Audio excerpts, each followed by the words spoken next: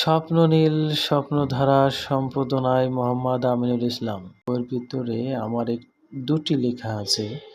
এর ভিতরেতে একটি আপনাদেরকে আমি শোনাবো, আপনারা শুনতে থাকুন।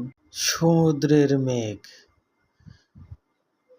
সমুদ্রের মেঘের মতো ছড়াও শুভ্র প্রদীপ, অতিকায় অথই কোমল মন আদিপ।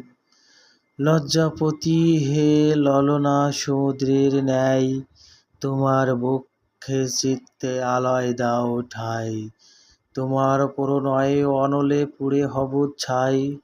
লজ্জাপতি হে আন্তর্যা মনে রেখো তাই। মনোরম গঠন বদন অথর দুটি নেত্র, হতে ইচ্ছুক তোমার সরস তারুণ্য পাত্র। গাম্ভীর্য অনিল অধীর দুমনে নিব লুটে, কি আছে ওই ঘটে হলাম পাগল তো বটে।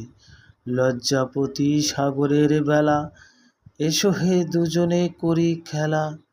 এত আমোদ প্রমোদ কখন গেল বেলা, করিতে করিতে সেই মধুর খেলা। পড়েছ এবার আমার প্রলয় ধরা, তোমার সরস তারুণ্য সবই ভরা। আমি তো পড়েছি তোমারই কাছে ধরা। গীতিকার জিয়াউদ্দিন জৈন, প্রতিষ্ঠাতা স্বপ্ননীল সাহিত্য চর্চা পরিষদ।